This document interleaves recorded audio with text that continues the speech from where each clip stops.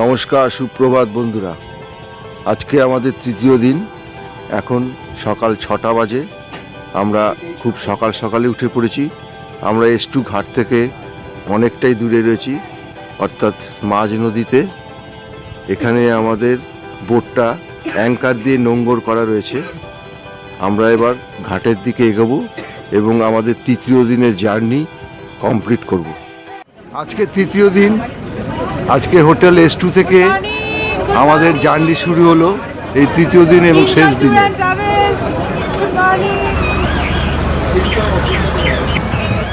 আজকে আমরা সুন্দরবনের কোর এরিয়ায় ঢুকবো।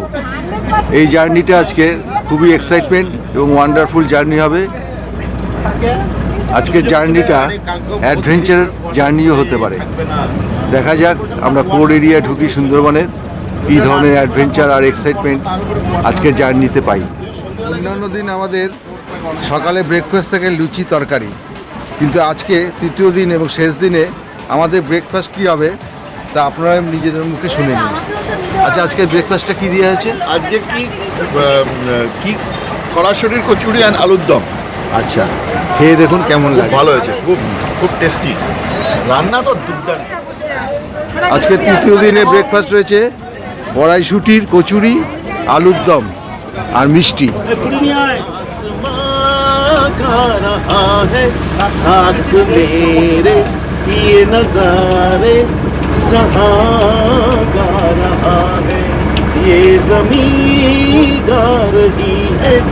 आसमां गा रहा है साथ मेरे, ये नजारे जहां गा रहा है।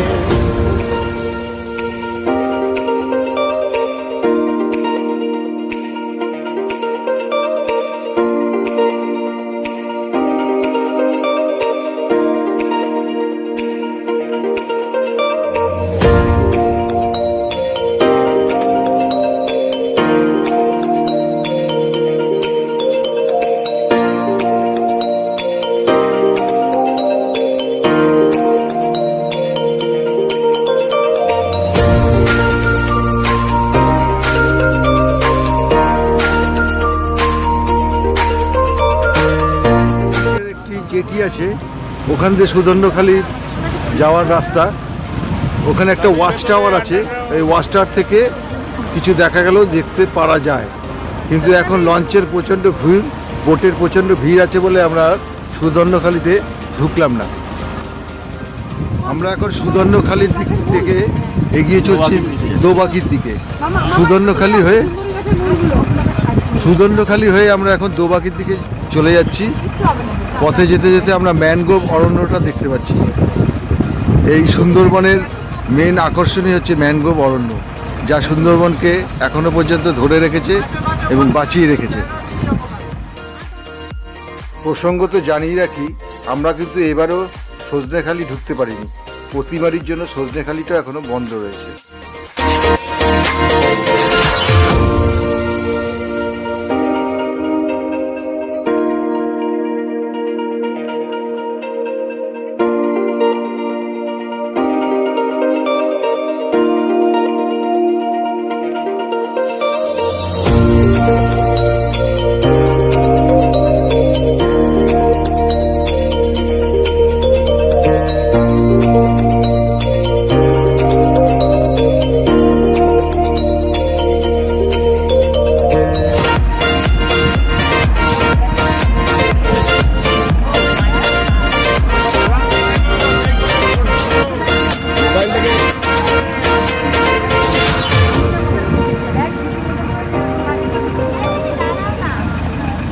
আমরা চলে এসেছি সুন্দরবনের গহন অরণ্যে। যাচ্ছি আমরা দোবাকির দিকে। এখন এই জায়গাটার নাম কি? এই জায়গাটার নাম হচ্ছে চোরাগাজি। চোরাগাজি হয়ে আমরা দোবাকির দিকে যাচ্ছি।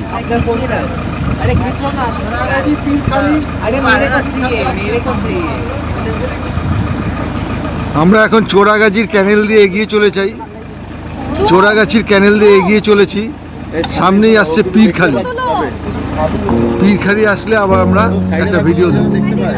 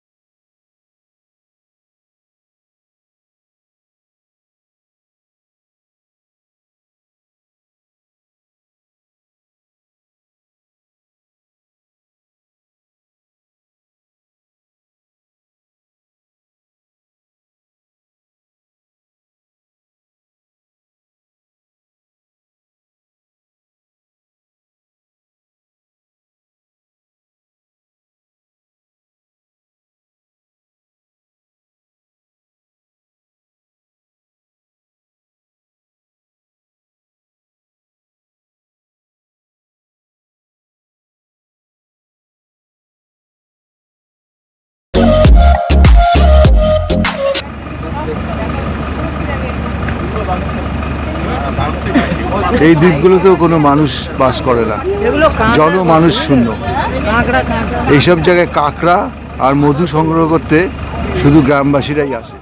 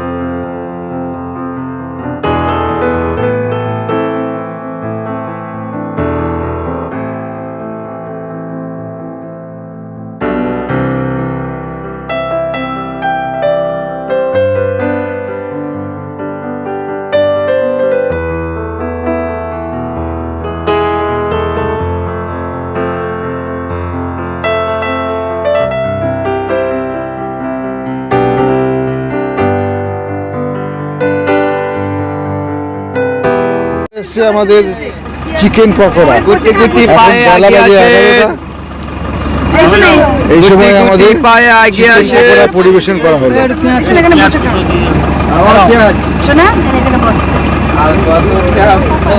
একটু আগেই খেলাম আমরা আমুদি মাছ ভাজা, এখন এসছে চিকেন পকোড়া।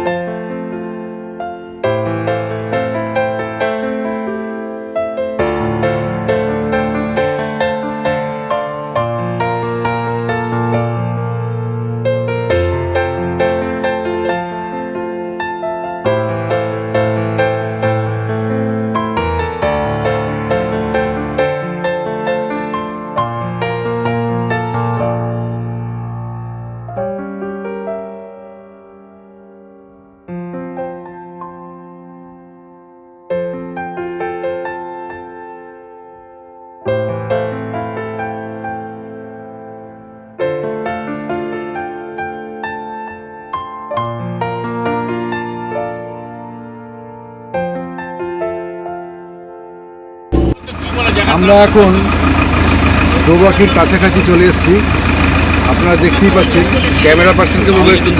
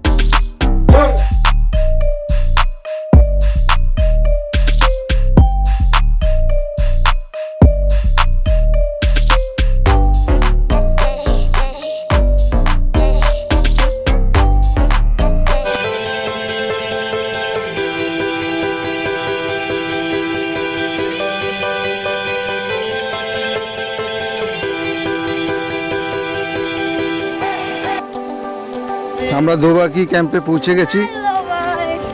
দুদিকে নেটের জাল দিয়ে ঘেরা রয়েছে, মাঝখান দিয়ে রাস্তা, বাদিক ডান দিক নেট দিয়ে ঘেরা রয়েছে। আর এই বাদিক ডান দিকেই বন্য হিংস্র জীবজন্তু দেখা পাওয়ার সম্ভাবনা রয়েছে।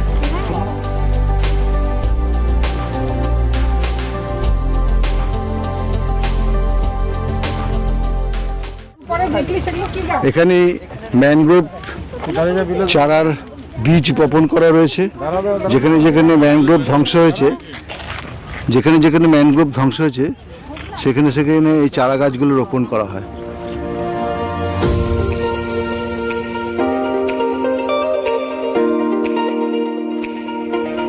আমরা এখন দোবাকি ক্যাম্পের ভেতরে রয়েছি। এখানে আমরা দোবাকি ক্যাম্পে ঢুকে ওয়াচ টাওয়ারের উদ্দেশ্যে রওনা দেবো এবং ওয়াচ টাওয়ার থেকে দেখতে চেষ্টা করব কোনো জীবজন্তু দেখা যায় কিনা। সামনেই ওয়াচ টাওয়ার, ওই দিকটা ওয়াচ টাওয়ারে উঠবো এবং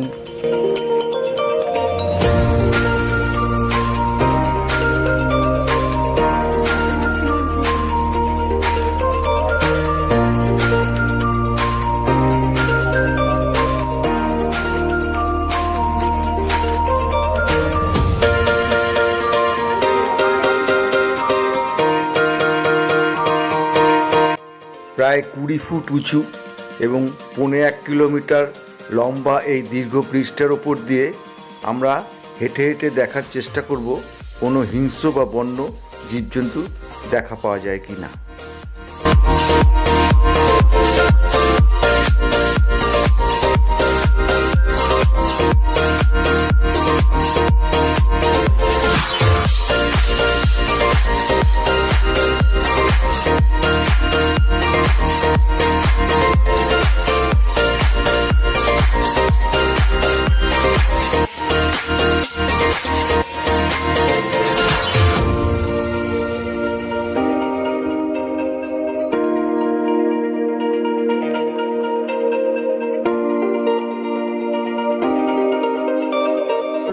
দোবাকি ওয়াচ টাওয়ার থেকে আমরা ডেন্স ফরেস্টের ভিউটা দেখার চেষ্টা করছি। এখানে যে ফেন্সিং রোডটা দেখা যাচ্ছে, দুদিকে নেট, মাঝখান দিয়ে মানুষ চলাচল করছে। এরা এই রাস্তা দিয়েই দেখার চেষ্টা করবে বনের বিভিন্ন হিংস্র জীবজন্তুকে। দেখা যাক।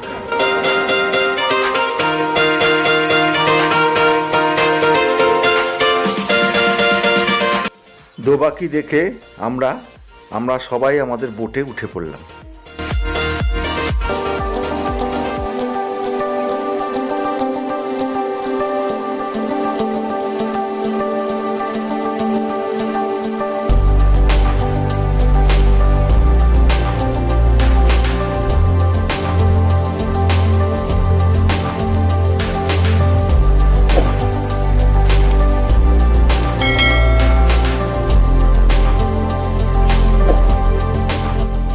আজকে আমাদের তৃতীয় দিনের দুপুরের লাঞ্চে রয়েছে ভাত রয়েছে, ভাত রয়েছে, স্যালাড রয়েছে, আচ্ছা তরকারি রয়েছে, কিসের মিক্স তরকারি, আর এটা হচ্ছে মাছের মাথা দিয়ে ডাল। তারপরে রয়েছে এটা হচ্ছে কি মাছ, এটা তেলাপিয়া, লাইলন টিকা, আর তার সঙ্গে রয়েছে দেশি চিকেন, আর তার সঙ্গে রয়েছে চাটনি, তার সঙ্গে রয়েছে রসগোল্লা, দই, মিষ্টি। এটা আজকে আমাদের তৃতীয় দিনের লাঞ্চ রয়েছে। আর রয়েছে বেগুনি।